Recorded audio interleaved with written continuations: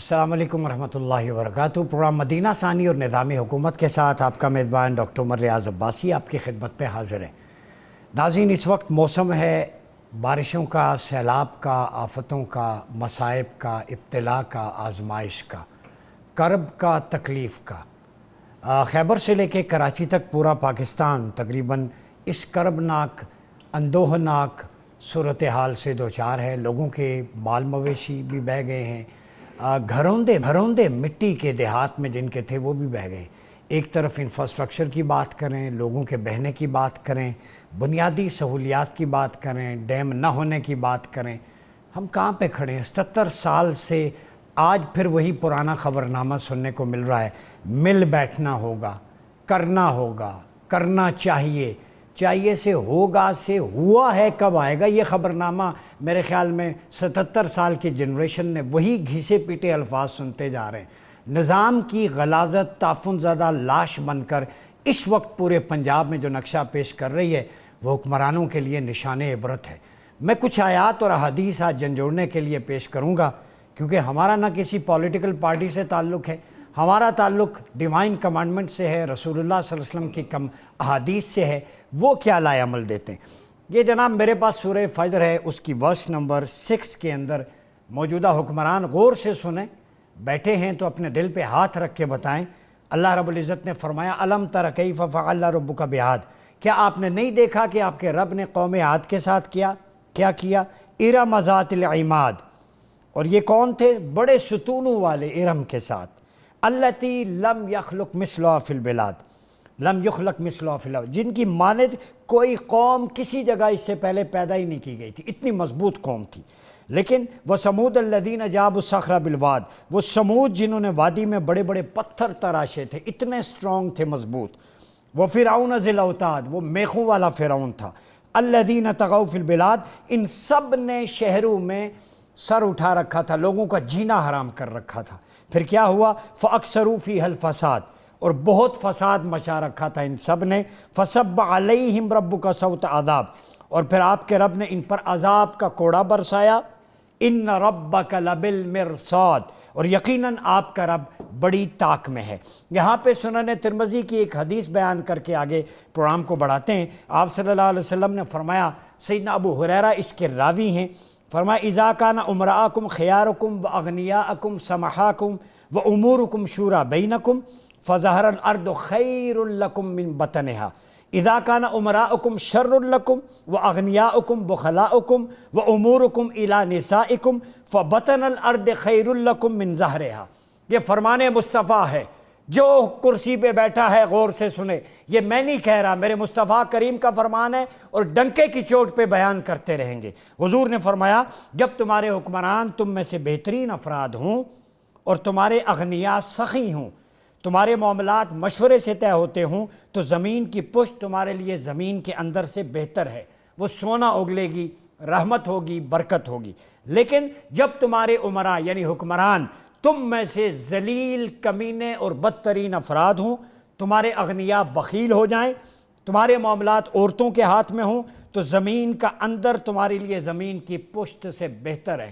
پھر حضور نے فرمایا اذا دعیت الامانۃ فاستعذ باللہ فانتظر الساعہ، جب امانت میں خیانت ہو جائے قیامت کا انتظار کرو۔ صحابہ نے پوچھا خیانت کیا ہے؟ فرمایا جب کسی قوم میں اس کا ذلیل اور کمینہ شخص حکمران بن جائے تو پھر قیامت کا انتظار کرو۔ میں نہیں کہہ رہا اذا وسد الامر الی غیر اہلہا فانتظر الساعہ، میرے مصطفیٰ نے فرمایا جب اہل کو چھوڑ کر انکمپیٹنٹ کو امین بنا دیا جائے حکمران تو پھر قیامت کا انتظار کرو۔ آج یہ گھڑی محشر کی ہے، ہم مرصع محشر میں ہیں، لگتا ایسے ہی ہے۔ یہ سیلاب کیوں آئے؟ بارشیں ہوئیں، انفراسٹرکچر تباہ ہو گیا، تعلیمات میں نے آپ کے سامنے رکھ دیں۔ آگے کیا کرنا ہے؟ چاہیے نہیں، ہونا نہیں، کب ہوگا؟ آپ سیلفیاں یا ٹک ٹاک یا کشتی پہ بیٹھنے سے یہ سارے مسائل حل نہیں ہوتے۔ کسی شخص کی بھوک سیلفی بنوانے سے نہیں ہوتی، کسی وزیر کا وہاں پہ کشتی پہ بیٹھ کے ٹک ٹاک بنانے سے لوگوں کے مسائل حل نہیں ہوتے۔ سیدنا عمر فاروق ہوتے تھے، درہ لے کے ہاتھ میں جاتے، سیدنا ابو ہریرہ 10,000 درہم لے کے آئے، فرمایا تمہیں حمص کا گورنر بنا کے بھیجا تھا، مال بنانے یا بزنس کرنے نہیں، وہ بیت المال میں جمع کروا دیا۔ تو جو بزنس مین ہے وہ حکمران نہیں ہو سکتا۔ کہاں ہیں وہ کرائیٹیریا؟ کتابوں میں ہی رہیں گے؟ ان سارے ایشوز پہ بات کرتے ہیں کہ سیلاب ڈبویا یا بد انتظامی نے ڈبویا۔ ہمارے ساتھ موجود ہیں نیاز اللہ نیازی صاحب، ترجمان بانی پاکستان تحریک انصاف، بہت شکریہ آپ کا۔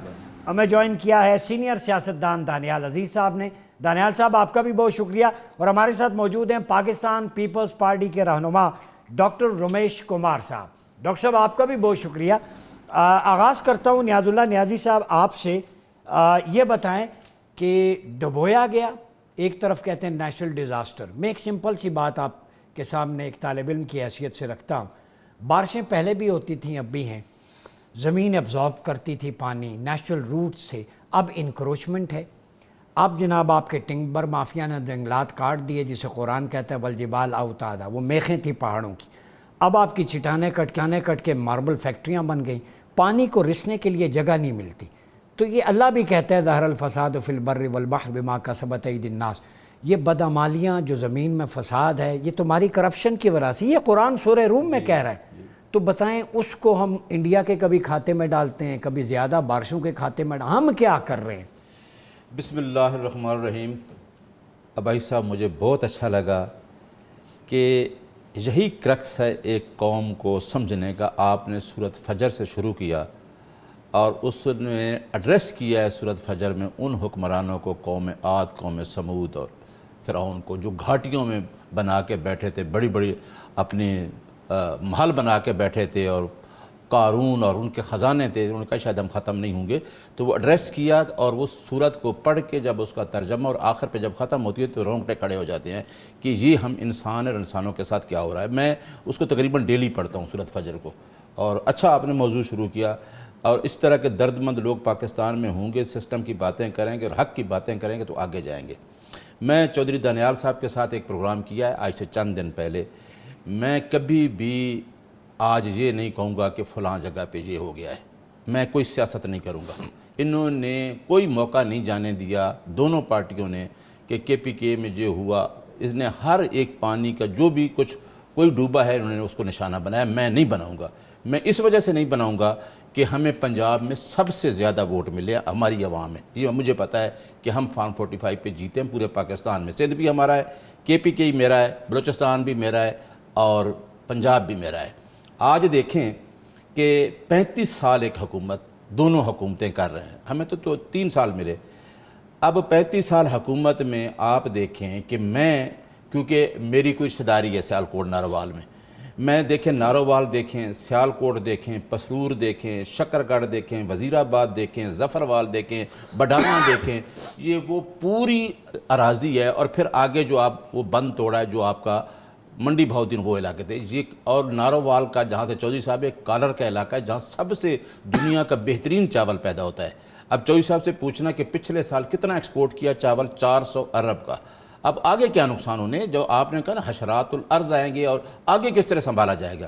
پوری بیلٹ لوگ سارے باہر بیٹھے ہیں، ساری بیلٹ ختم ہوئی، اور منسٹر کے کیا بیان ہیں حکمرانوں کے؟ 2 حکمران کہتے ہیں، احسن اقبال اور خواجہ آصف کہتے ہیں یہ آبی دہشت گردی نہیں ہے۔ آپ یہ انٹرو میں سناتے تو اچھا تھا، کیونکہ آپ کا انٹرو بہت اچھا تھا، وہ سننے والا تھا۔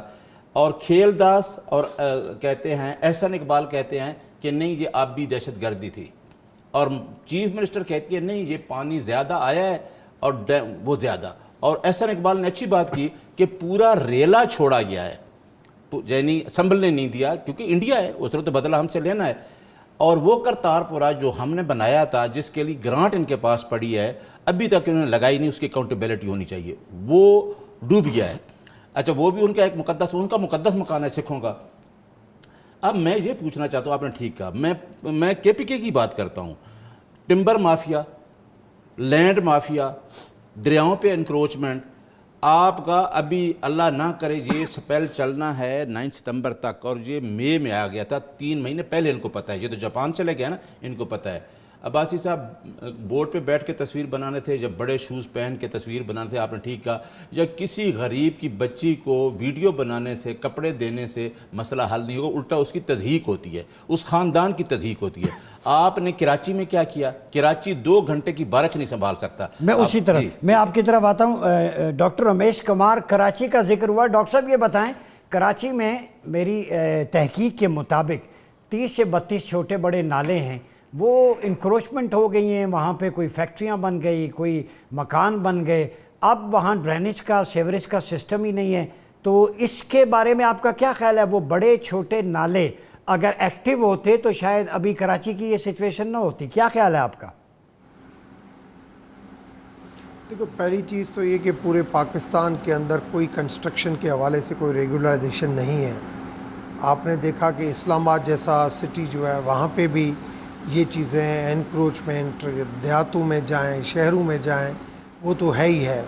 دوسری چیز کراچی کا مختلف ہے. کراچی کی جو لیول ہے وہ سمندر کی لیول جو ہے وہ یہاں پہ کراچی کی لیول جو ہے اس میں فرق ہے.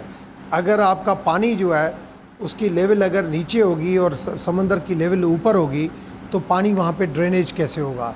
اور دوسرا یہ کہ کراچی کی جو کیپیسٹی ہے وہ ہے 40 ملی میٹر بارش کی کیپیسٹی, کہ وہ کم سے کم جو ڈرینیج نالے بنے ہوئے ہیں اور ان نالوں کے اندر 40 ملی میٹر بارش جو ہے وہ ڈرینیج ہو سکتی ہے. مگر اس مرتبہ جو بارش آئی ہے وہ 130 سے 160 ملی میٹر مختلف علاقوں میں, کہیں پہ 35 135 کہیں پہ 185, کہیں پہ ایک تو یہ ایشو رہا. دوسری چیز یہ ایک ہوتا ہے کہ ارجنسی میں خدا کی طرف سے کوئی بھی زحمت آ سکتی ہے, وہ آتی ہے کہ جو ویسے تو بارش جو ہے وہ رحمت ہوتی ہے مگر ہمارے پاس پاکستان میں زحمت بن جاتی ہے. اب ایک تو بارش آئی مگر بارش کے اسی ٹائم پہ ضرور ایشو ہوئے, مگر دوسرے دن آج جتنی بھی پبلک تھی اس پوری پبلک نے یہ کہا کہ ایک دن کے اندر کراچی کے اندر جو صفائی کا جو معاملہ ہوا اور وہ ایک کریڈیبل طریقہ تھا, اور بالکل اس کی کریڈٹ جو ہے وہ کراچی کی مینجمنٹ, کراچی کے اندر مرزا وہاب کا جو کام تھا اس کو ضرور جاتی ہے. باقی رہی بات اس دن جو ایونٹ وہاں پہ, آپ مجھ سے ضرور یہ کہیں گے کہ 10-15 سال پیپلز پارٹی کی حکومت رہی ہے تو یہ ایشوز جو ہے وہ یہاں تک بھی کیوں آئے. کبھی کبھار ایسی چیزیں آتی ہیں اور اس کے لیے لازمی ہمارے پاس جو انفراسٹرکچر ہے, جتنی عوام ہے, جیسے کراچی کی جو سینسس بتاتی ہے وہ تو بتاتی ہے کراچی کی 1.5-2 کروڑ. میں کراچی میں رہتا ہوں, میں اسٹیٹکس کمیٹی کا چیئرمین تھا, میں نے خود آرڈر کیا تھا کہ کراچی کی سینسس یہ صحیح نہیں ہے, اس کو دوبارہ ری چیک کیا جائے. کراچی کے اندر ایک 3 کروڑ کی پاپولیشن ہے. اب 3 کروڑ کی اگر کراچی کے اندر پاپولیشن ہے تو یہ ایشو جو ہے یہاں پہ آئے گا, انکروچمنٹ کے بھی آئیں گے, اوور کنجیشن کے بھی آئیں گے, ڈرینیج یہ ایشو رہے گا. مگر میں سمجھتا ہوں کہ پھر بھی ہمیں چاہے کراچی ہو, چاہے انٹیریئر سندھ ہو, چاہے پنجاب ہو, سب لوگوں کو بیٹھ کے ان چیزوں کو, ابھی میں کل ایک پروگرام دیکھ رہا تھا کہ جو ہمارے دریا کے جو پیٹ ہیں وہ اتنے بڑے ہیں, اگر ان دریا کے پیٹ کے اندر اگر ہم ریگولر پانی جو آ رہا ہے ان کو چھوڑتے جائیں تو ہمیں ڈیم کی بھی ضرورت نہیں ہے, ہم آگے اسی پانی کے تھرو زمینیں بھی زرخیز بنا سکتے ہیں. مگر ہم پانی روکتے رہتے ہیں, پانی روکتے رہتے ہیں. جب اوور فلو ہوتا ہے تب ہم چھوڑتے ہیں تو ایک جگہ پہ نقصان ہو کے پھر دوسری جگہ پہ, کیونکہ اوپر فلو اتنا تیز ہوتا ہے کہ وہ نقصان میں چلا جاتا ہے. ہاں بالکل صحیح ہے. کم سے کم ایک سسٹمک وے اگر چلے صوبوں کے درمیان, اسپیشلی پانی کی وراثت کا, تو یہ مسئلہ ہی نہیں ہے. مسئلہ ہی نہیں. دانیال عزیز صاحب کی طرف, دانیال صاحب یہ بتائیں, مردم شماری بھی پراپر نہیں ہو رہی, مردم سازی تو دور کی بات ہے. آپ کا اپنا حلقہ کتنا متاثر ہوا ہے؟ چاول کی فصل کی بات ہوئی, ایکچوئل پوزیشن کیا ہے؟ چاہیے سکتے ہیں سے آگے ہو گیا ہے تک کا سفر کب طے ہوگا؟ جی میرے خیال میں جو میرے بھائی نیازی صاحب بات کر رہے ہیں یہ بات درست ہے کہ یہاں پر بہت بہتر انتظام ہو سکتا تھا, اور یہ بھی بات درست ہے کہ یہ چاول ایکسپورٹ کرنے کا ایک بہت بڑا گاڑ ہے, اور ہمارے علاقے میں بہترین خوشبودار اور لمبے جسم والا چاول ہوتا ہے جو کہ دنیا میں مانا جاتا ہے.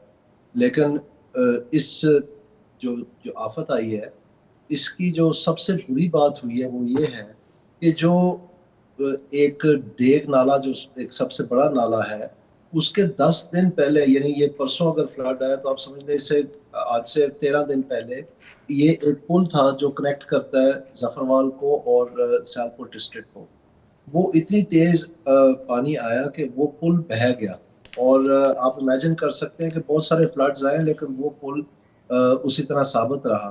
اور اس کے ٹوٹنے سے اس وقت ٹلیاں کھڑک جانی چاہیے تھی، اور حکومت کے پاس بے شمار طریقے ہوتے ہیں، ان کو ایگزیکٹلی پتہ ہے کہ کہاں سینسٹیو پوائنٹس ہیں، جب پانی کا اتراؤ چڑھاؤ ہوتا ہے تو کہاں سے وہ بریچ کرنے کے خطرے ہوتے ہیں، زمین کی ڈھلان کا، جو اریگیشن کا محکمہ ہے، جو فلڈ پروٹیکشن کے سارے عہدے داران ہیں، ان سب کو پتہ ہے، ان کے نقشے بنے ہوئے ہیں، یہ پہلی دفعہ فلڈ نہیں آ رہا وہاں پر، یہ جو جس محکمے نے سارے یہ بند بنائے ہیں، ان کے پاس ریور فائٹنگ کا فنڈ ہوتا ہے، ان کے پاس سٹوریج ہوتی ہے ایٹ سائٹ، پتھر ہوتے ہیں، ان کے پاس ٹھیکیدار ہوتے ہیں، ان کے پاس مشینری ہوتی ہے، ان کے پاس وہ تھیلے ہوتے ہیں جن کے اندر یہ ریت بھر کے تو پانی کو روکنے کے لیے بندوبست کرتے ہیں۔ تو اس 10 دن کو دوران تو نہیں کچھ ہوا، اس کے بعد 3 دن لگاتار انڈیا بتاتا رہا ہے، اخباروں کی زینت بنتا رہا ہے کہ جی پانی آ رہا ہے، پانی آ رہا ہے، ہمارے بس سے باہر ہے، آپ اپنی تیاری کر لیں، آپ اپنی تیاری کر لیں۔ لیکن وہ علاقے جہاں پہ یہ پانی ڈائیورٹ کر سکتے تھے، وہ علاقے جہاں ان کو خطرہ تھا کہ یہاں پر شگاف آ سکتا ہے، وہ علاقے جہاں یہ سمجھتے تھے کہ اگر یہاں پر تھوڑی سی ہم محنت کر لیں تو یہ جو آبادی والے علاقے ہیں یہ بچ جائیں گے، یہ اس میں سے کچھ بھی نہیں ہوا۔ تو میں سمجھتا ہوں یہ اٹل فیلئر ہے گورنمنٹ کا، اور اس میں سب سے بڑی بات یہ ہے، میں بار بار آپ کے پروگرام پہ بھی کہنا چاہتا ہوں، کیونکہ یہ کہے بغیر بات سمجھ میں نہیں آئے گی کسی کی، کہ یہ فرسٹ رسپونڈر پوری دنیا میں ہمیشہ لوکل گورنمنٹ ہوتی ہے۔ تو جب آپ گورنمنٹس کو پاکستان میں شکست و ریخت کر دی ہے، ان کی لیڈرشپ نہیں چھوڑی، ان کے پاس کوئی پیسے، دانیال صاحب پھر کالا باغ ڈیم جو ہے وہ پانی تو وہاں بھی روکا جا سکتا تھا، پھر ڈیمز ابھی تک ڈیبیٹیبل ہیں، ایسا کیوں ہے؟ کیوں ملک کے ساتھ ہے؟ یہ ایک علیحدہ موضوع ہے، لیکن میں اس کو کمپلیٹ کرنا چاہتا ہوں۔ اب کیا ہوا ہے وہاں پر، چونکہ آپ نے پوچھ لیا اور میرے بھائی نے اس علاقے کی نشاندہی بھی کر دی جہاں سے میں بلانگ کرتا ہوں، جی جی، وہاں پر جو پانی کا ریلا ہے، پانی تو نکل گیا کیونکہ ڈھلان ہے زمین کی، لیکن اس کی آڑ میں جو ہے ایک مٹی کی تہ جو ہے وہ چڑھ گئی ہے سب تمام فصلوں کے اوپر، اور جو بے شمار جو مال مویشی ہے وہ بہا دیے گئے ہیں، بے شمار مکانات جو ہیں وہ تباہ ہو گئے، آج تک بھی جو ہے کچھ مکانات جو ہیں وہ انڈر واٹر ہیں، سارے راستے جو ہے منقطع ہو گئے ہیں بیشتر جو ہے۔ تو اس صورتحال میں ان کو فوری طور پر اس کو آفت زدہ ڈکلیئر کر کے، نہ کہ ہم جیسے ابھی تک پچھلے فلڈ کے لوگ ترس رہے ہیں کہ ان کو کچھ نہ کچھ ہو، اخبار کی زینت بنی ہے خبر کہ $7 بلین کے یہ جو حکومتیں ہماری یہ پروجیکٹ نہیں بنا سکے۔ آپ اندازہ کریں، دنیا پیسے لیے پھر رہی ہے کہ آپ اپنے لوگوں کی خدمت کر لیں، اور یہ ہمیں بتا رہے ہیں کہ جی ہم سے آپ نے پتھر پہ پیٹ باندھنا ہے کہ جی ٹیکس دینا ہے سیلڈ کلاس کو۔ $7 ارب ہم ایک ڈالر کو روتے ہیں یہاں پر، وہ ہاتھ میں لیے پھرے تھے، ان سے پروجیکٹ نہیں بنے، یعنی 2 ورقے نہیں اکٹھے کر سکے۔ آج اخبار کی زینت بنا ہے، کون بتا رہے ہیں؟ اس وقت کے موجودہ فائنانس منسٹر، جو اس وقت کی پارٹی حکمران تھی، یہ پی ڈی ایم 1.0 کی میں بات کر رہا ہوں۔ تو اس میں پی ایم ایل این کو تو ہوش کے ناخون لینے چاہیے، اور یہ ہمیں بتا رہے ہیں کہ جی ابھی تک بھی ہماری تیاری نہیں ہے، خواجہ آصف صاحب کہہ رہے ہیں، اور یہ احسن اقبال صاحب جو یہ تمغوں کو ترستے رہتے ہیں، یہ وہاں بتا رہے ہیں کہ جی یہاں پر انتظام کم تھا، کشتیاں نہیں تھی، مشینری نہیں تھی۔ وہ بھئی آپ نے کوئی حکومت چلنے دی ہوتی تو کچھ ہوتا نا۔ یہ سارے بیٹھ کے ڈی سی آفس میں ماسٹروں کے تبادلے، پٹواریوں کے ٹھیک ہو تبادلے، گیا۔ اس کے علاوہ کوئی کام ہی کوئی نہیں ہے۔ جی میں آتا ہوں دانیال عزیز صاحب، یہ آپ نے درست کہا، خواجہ آصف صاحب کی بھی اور دیگر منسٹرز کی ہم نے دیکھا جی سڑکیں بکس مٹیریل کرپشن ہے۔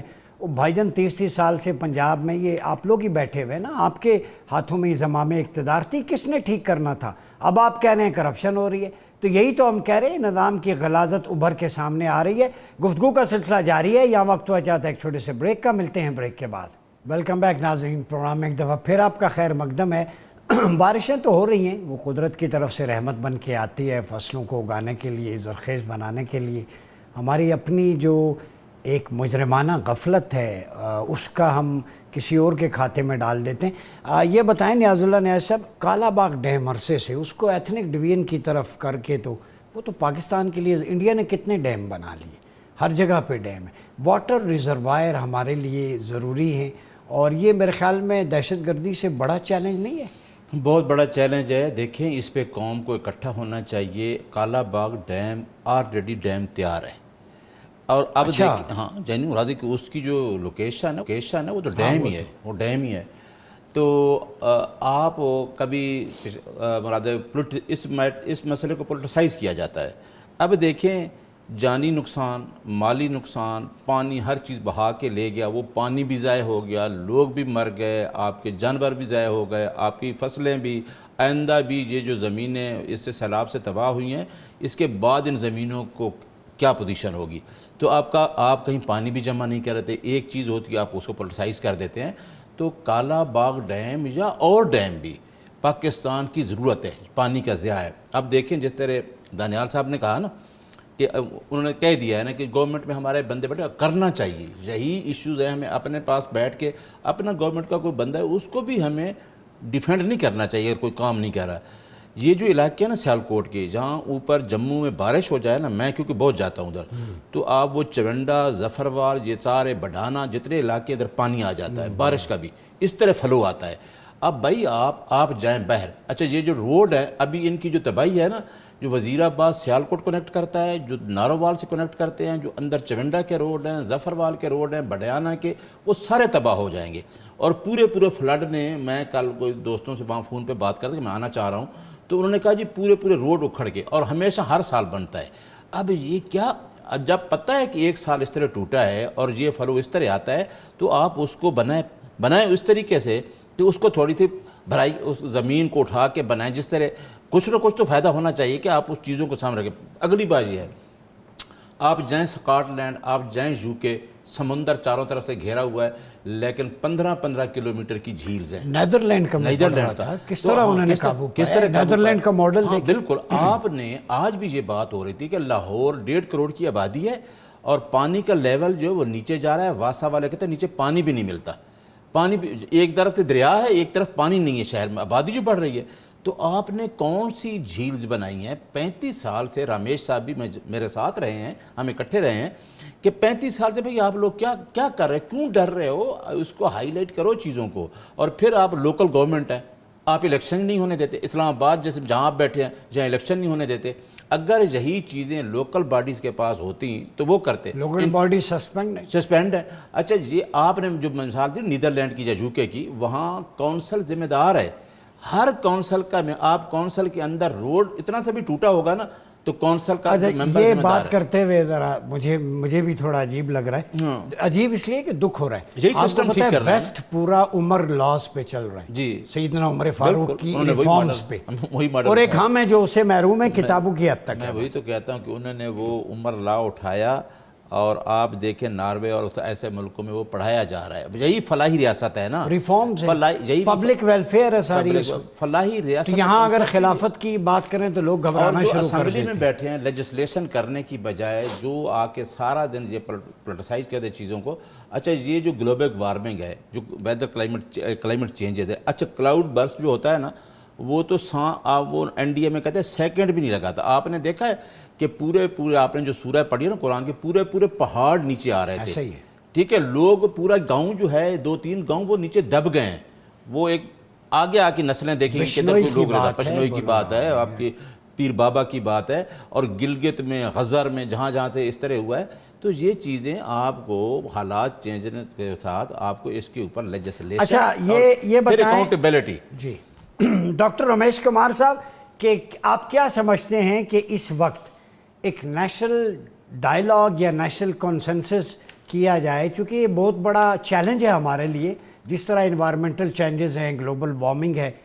کوپ ان مائی سٹی گلوبل وارمنگ کے حوالے سے اسلام آباد میں ہر سال ہوتی ہے، ریسرچ سمپوزیا ہوتے ہیں، لیکن آؤٹ پٹ نہیں ہے۔ ہم نے اپنے پروگرام میں ایکسپرٹس کو بلایا، جس بندے نے لئی پہ PhD کی ہے، جنہوں نے کالا باغ ڈیم پہ، ایک ڈاکٹر سلیم صاحب نے، ان کا تھیسز ہے، وہ کہتے ہیں ہم ریکمنڈیشن بھیج چکے ہیں، گورنمنٹ امپلیمنٹ نہیں کرتی۔ تو کچھ چیزیں نیشنل انٹرسٹ کے لیے ہوں، وہ پولیٹیکل پارٹی سے بیانڈ ہو جائیں آگے کی، تاکہ یہ ملک کا آنے والی نسلوں کا معاملہ ہے۔ آپ کیا سمجھتے ہیں اس حوالے سے؟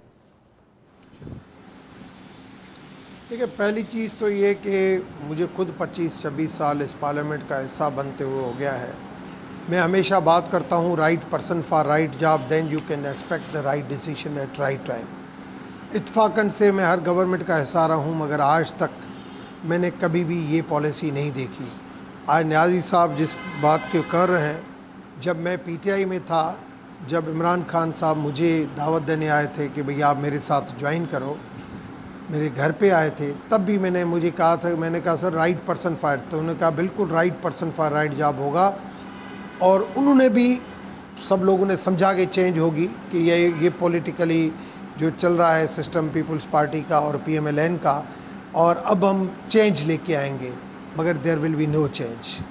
پاکستان کے اندر میرے اس 26 سالہ پولیٹیکل لائف کے اندر میں ہر گورنمنٹ کا حصہ رہا ہوں، میں نے آج تک کوئی ایسی چینج نہیں دیکھی جو پاکستان کو آگے لے کے جائے، چاہے وہ کلائمیٹ چینج ہو، چاہے وہ کنسنسس آن انٹرنل پولیٹکس ہو، چاہے وہ ایکسٹرنل ایشو ہو، چاہے ہمیں ایکسٹرنل پریشرز ہو، چاہے ہمارے بارڈر کی سچویشن ہو، ہمیں ہر ملک نے، چاہے افغانستان ہو، چاہے ایران ہو، چاہے چائنا ہو، ٹھیک ہے ہمارے کبھی کسی کے ساتھ تعلقات اچھے، کبھی کسی، مگر ہم ہر ملک نے ہماری انٹرنل مضبوطی نہیں دیکھتے ہوئے، اسٹیبلٹی نہیں دیکھتے ہوئے ہمیں ہمیشہ بلیک میل کیا، ہمیشہ ہمیں پریشرائز کیا، یہ آپ بہت ہمیشہ بڑا جو اعتراف ہماری کر رہے ہیں ڈیلز ویسے ہوئی ہیں، جو مختلف جو ہماری ڈیلز ہوئی ہے، جو ہمارے MOU سائن ہوئے، کبھی بھی پاکستان کے بینیفٹ میں کبھی بھی MOUs نہیں ہوا۔ ان 26 سالہ میں ہر گورنمنٹ کا حصہ رہا ہوں، میں نے ہر وقت دیکھا ہے۔ دانیال بھائی جب مشرف صاحب کا ٹائم تھا کچھ بہتری تھی، مگر دن بدن حالات، میں نہیں سمجھتا ہوں کہ ہم 99 سے لے کے آج تک، کیا ہم 47 سے لے کے آج تک ہم پیچھے ہی جا رہے ہیں، آگے نہیں جا رہے۔ اچھا رمیش صاحب، ہمیں اس کا آپ حل نے کیا ہے؟ بڑا حل انکشاف کیا ہے کہ MOU پاکستان کی تاریخ میں پاکستان کے مفاد کے لیے کبھی سائن نہیں ہوا، تو جو لوگ پاکستان کے مفاد سے ہٹ کر MOU کرتے رہے ہیں، کیا وہ پاکستان کے خیر خواہ ہیں یا دشمن تھے؟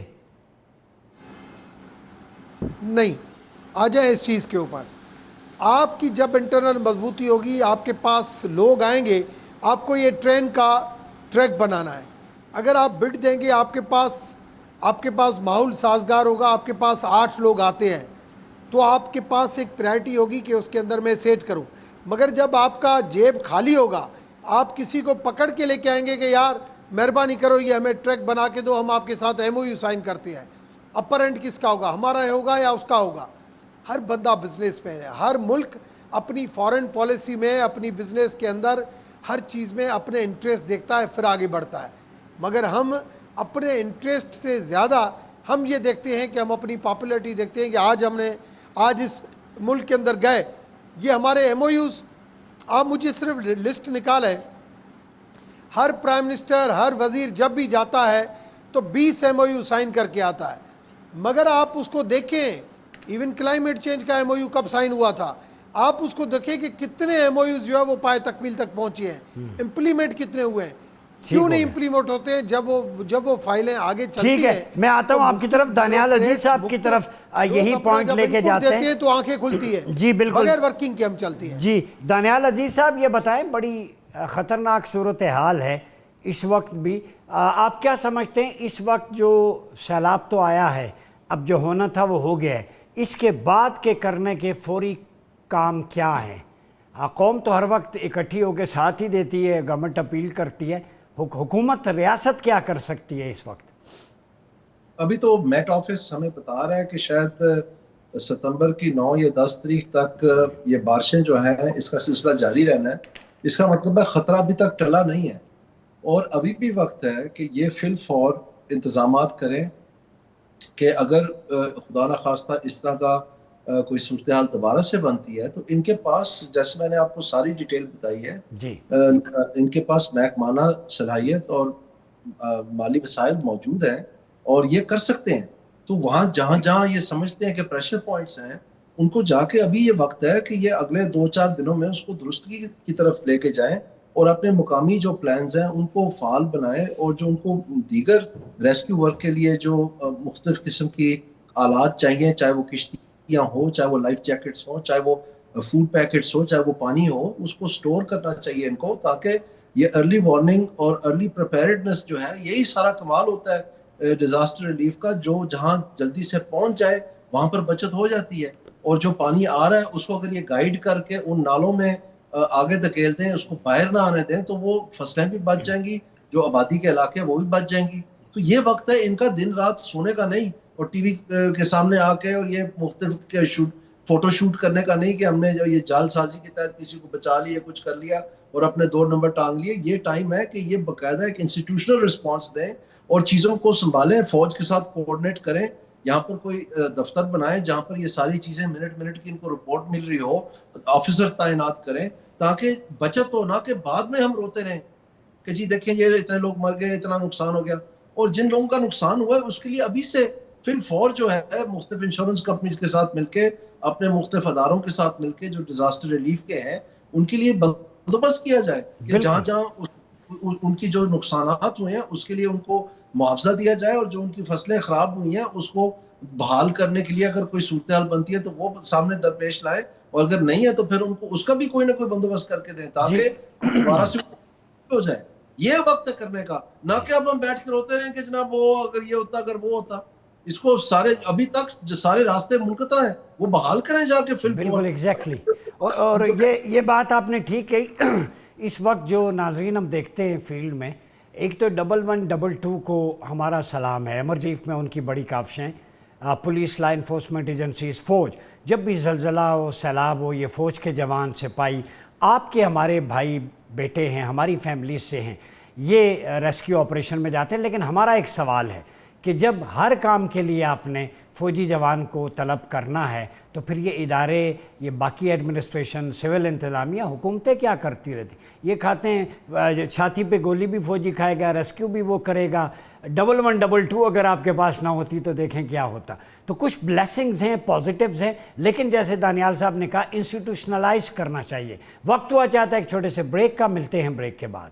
ویلکم بیک ناظرین. بات ہو رہی ہے موسمیاتی تبدیلی پہ. پاکستان اس کی زد میں ہے اور اس دفعہ کچھ زیادہ ہی ہے. سولوشن کی طرف بڑھیں فیوچرسٹک اپروچ کے ساتھ کہ آگے کیا ہونا چاہیے. نیاز اللہ نیازی صاحب, ون لائنر آپ سے اگر میں پوچھوں, جو ہو گیا ہو گیا, واٹ نیکسٹ؟ کڑا احتساب ہونا چاہیے ان لوگوں کا جو جس طریقے سے قدرتی آفات آتی ہیں اور اس کے لیے ان کے انتظامات اس طرح کے ہوتے ہیں. اکاؤنٹیبلٹی, ٹھیک ہے.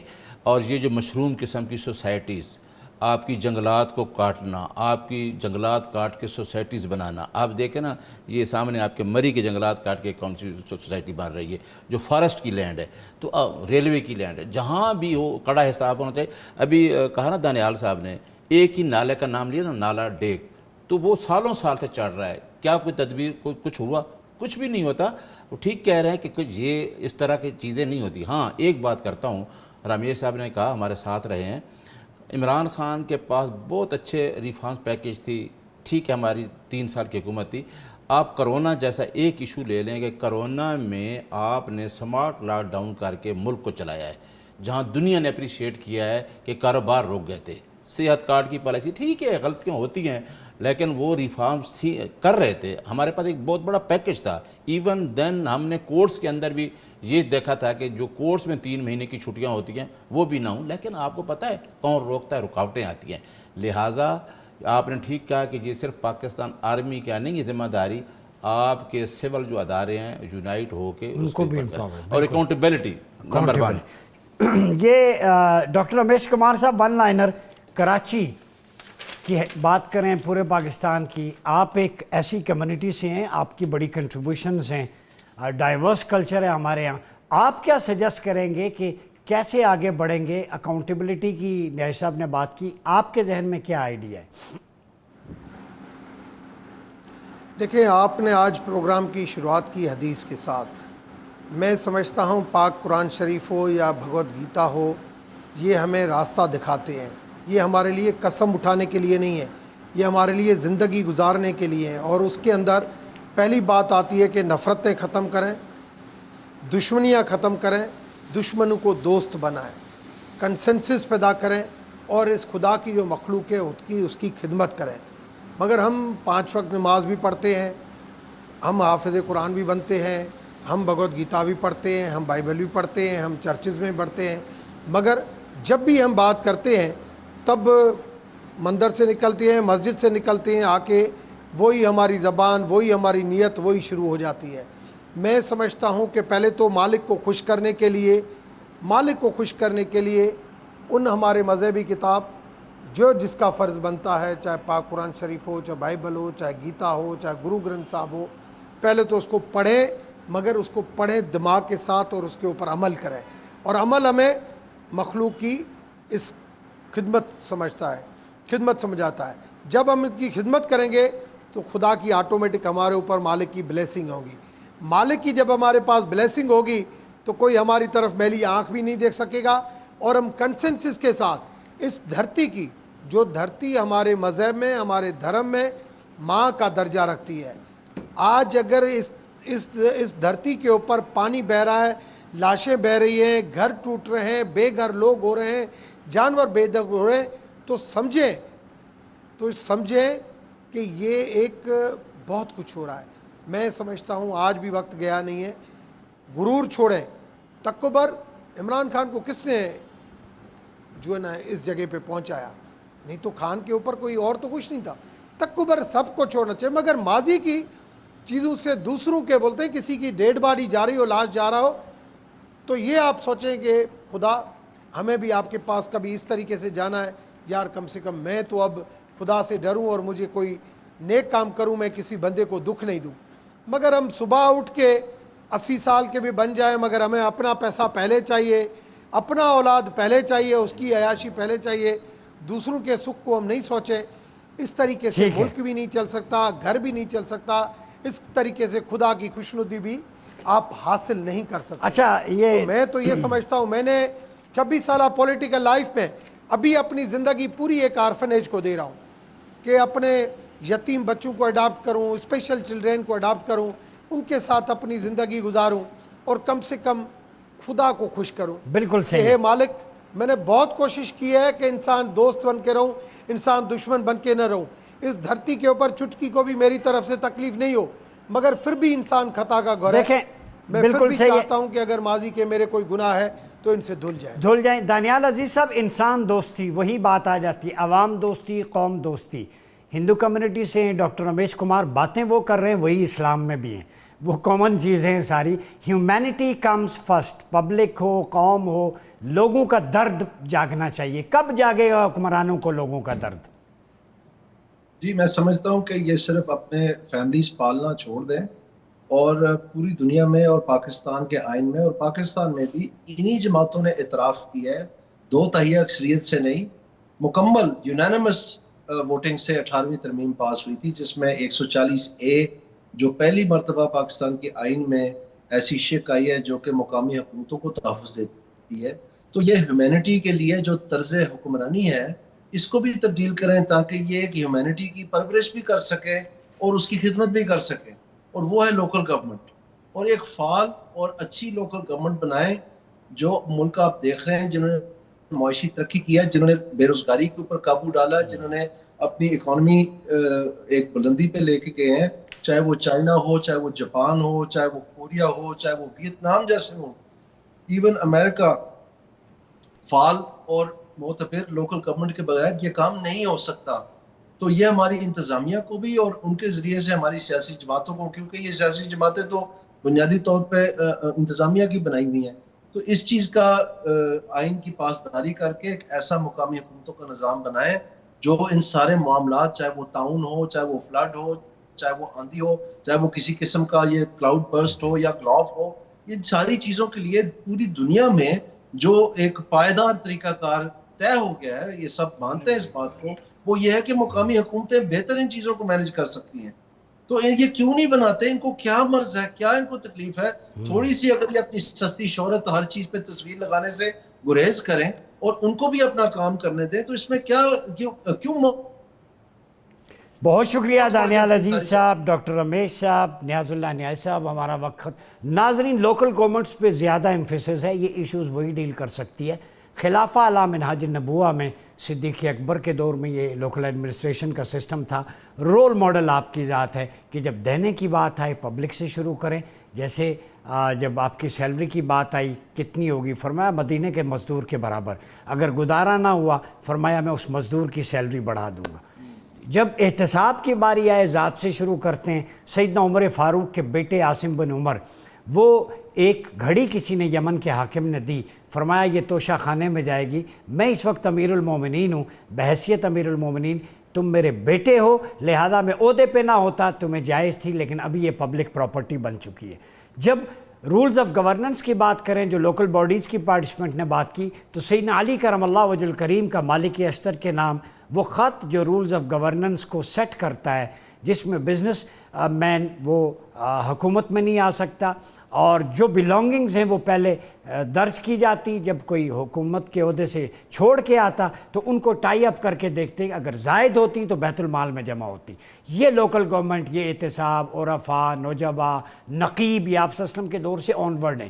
پرابلم ہے کہ یہ کتابیں نوٹس بھرے پڑے ہیں، لوگ پی ایچ ڈیز کر رہے ہیں، تھیسز لکھ رہے ہیں، لیکن امپلیمنٹیشن نہیں ہے۔ پوری دنیا میں مقننہ جو لیجسلیچر ہے وہ کبھی بھی فنڈ اس کے پاس نہیں ہوتے، لوکل باڈیز کے پاس ہوتے ہیں۔ یہ انوکھی واردات پاکستان میں ہے کہ ممبران اسمبلی کے پاس فنڈ ہیں، چونکہ مڈل مین بھی ہوتا ہے، ٹھیکیدار نیچے تک، وہ کھابے کھاتے ہیں، اور 1 کروڑ روپیہ جب زمین پہ جا کے لگتا ہے عوام پہ تو 10 لاکھ بھی نہیں رہتا، باقی کھا جاتے ہیں۔ پرابلم یہ ہے کہ انہیں یہ ہے کہ ہمارے کھابے، ہماری جو رشوت ہے وہ ختم ہو جائے گی، ہمارے کٹس بند ہو جائیں گے، ککس بیکس بند ہو جائیں گے۔ تو لوکل گورنمنٹ میں یہ ہوتا ہے ڈائریکٹ پبلک ریپرزنٹیشن آتی ہے، یو سی لیول تک وہ چیزیں جو ہے بہتر طریقے سے چلتی ہیں۔ تو ملک کو ان آفات و بلیات کے موسم میں اگر خود کو تیار کرنا ہے تو ہمیں ایک قوم بننا ہوگا۔